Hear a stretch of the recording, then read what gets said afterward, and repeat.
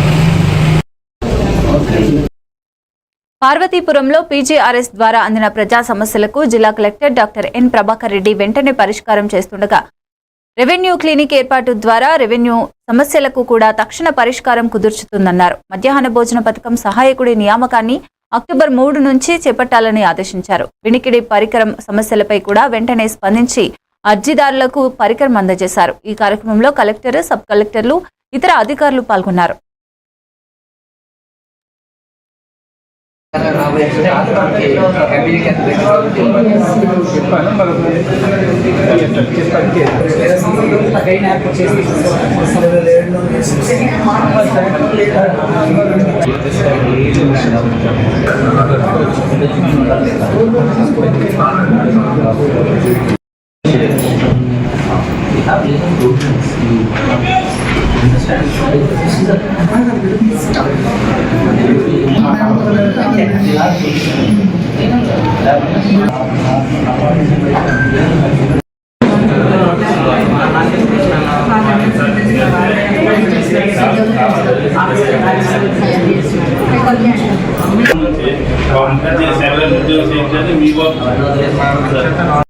దీనికి ఇచ్చేసి సంబంధం చేసుకుని పాటలో సంస్కరిస్తారని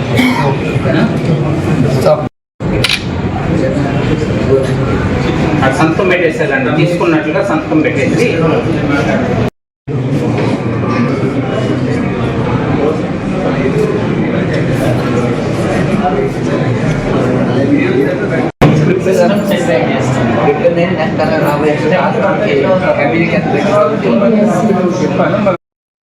తూర్పుగోదావరి జిల్లా రాజమహేంద్రవరం సెంట్రల్ జైల్లో లిక్కర్ కేసులో నిందితుడిగా ఉన్న మాజీ పార్లమెంట్ ఎంపీ పెద్దిరెడ్డి మిథున్ రెడ్డి ఈ రోజు బెయిల్ మంజూరు పొందారు. దీంతో ఆయన రాజమండ్రి సెంట్రల్ జైలు నుంచి సాయంత్రం విడుదలయ్యారు. మిథున్ రెడ్డి బెయిల్ పొందడంతో కేసు విచారణ ఇంకా కొనసాగుతుంది. ఈ ఘటన స్థానిక రాజకీయాల్లో చర్చనీయాంశంగా మారింది.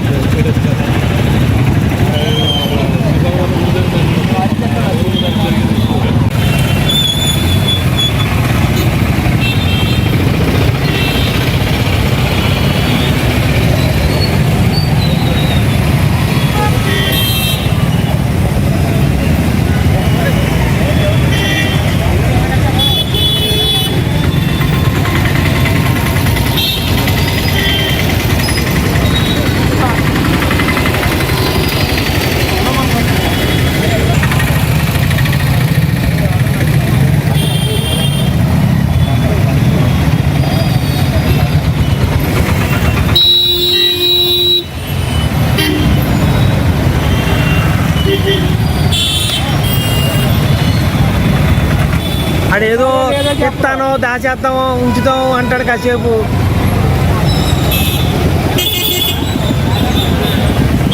అమ్ముతారా అమ్మరా?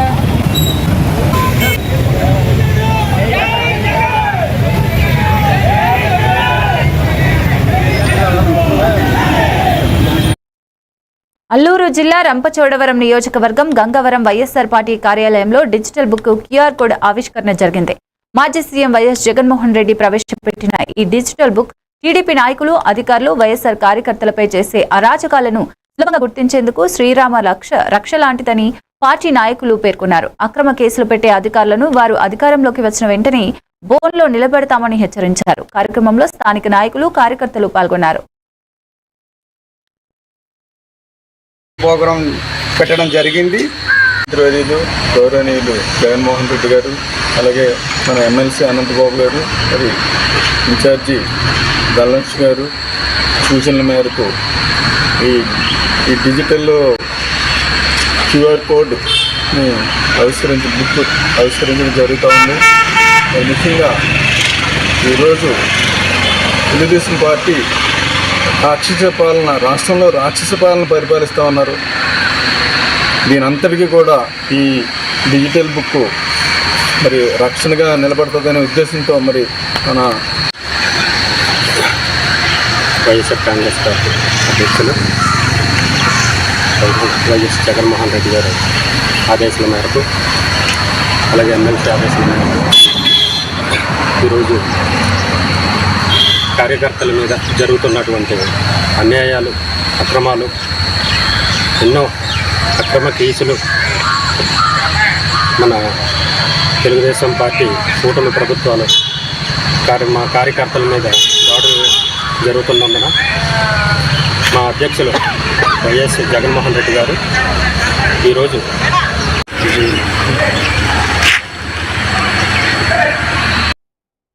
అల్లూరు జిల్లా రంపచోడవరం నియోజకవర్గంలోని గిరిజన గ్రామాల్లో దసరా ఉత్సవాలు ఘనంగా జరుపుకుంటున్నారు. దేవీపట్నం, గంగవరం, రాజబొమ్మంగి, అడ్డతీగల మండలాల్లోని కొలువైన దేవి ఆలయాల్లో సరస్వతి పూజా కార్యక్రమాలు, పిల్లల అక్షరాభ్యాసాలు నిర్వహించారు. గంగవరం మధ్య వీధిలో రాజరాజేశ్వరి అమ్మవారి ఆలయంలో ఆలయ కమిటీ ఆధ్వర్యంలో పూజ ఘనంగా జరిగింది. అనంతరం సీతాపల్లి గ్రామ గిరిజన మహిళలచే కోలాటం ప్రదర్శన విందుగా సాగింది అని అన్నారు.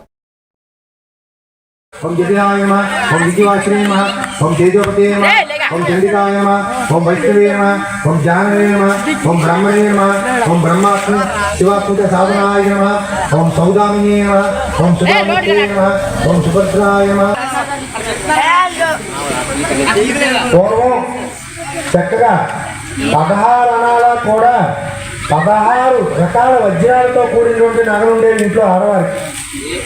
అంటే అన్ని ఏ రోజు ఏ పూజకి ఏది పెట్టుకోవాలో నగ అప్పుడు అలా తయారు చేయించి పెట్టుకునేవారు. మరి ఇప్పుడు అమ్మవారిని తలుచుకుంటూ మరి చందనం అలంకరణార్థం చందనం సమర్పయాలి.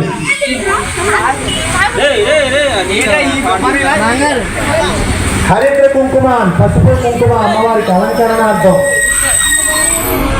పుష్పాన్ని చేయాలి, సరస్వతి అమ్మవారికి పువ్వు.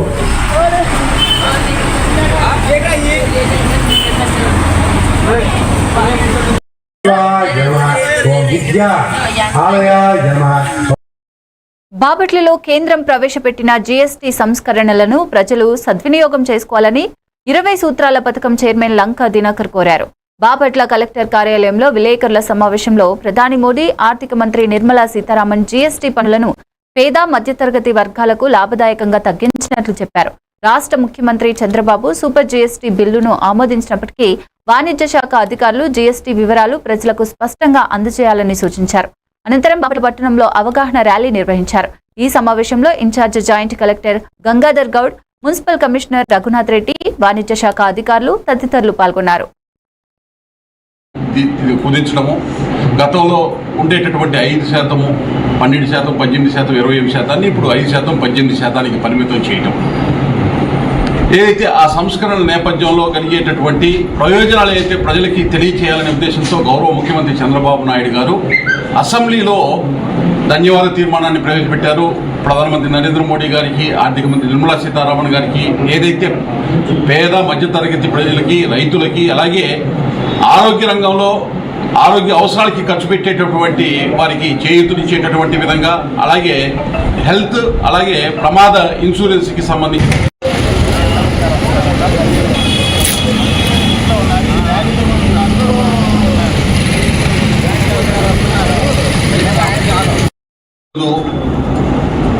బాపట్ల జిల్లాకి ఏదైతే ప్రధానమంత్రి నరేంద్ర మోడీ గారి నేతృత్వంలో ఆర్థిక మంత్రి నిర్మలా సీతారామన్ గారు 56వ జీఎస్టీ కౌన్సిల్ సమావేశంలో 4 జీఎస్టీ ట్యాక్స్ రేట్స్ స్ట్రక్చర్స్ ఉన్నటువంటి ఇవి bulletin updates. Stay tune to A1 TV Telugu news.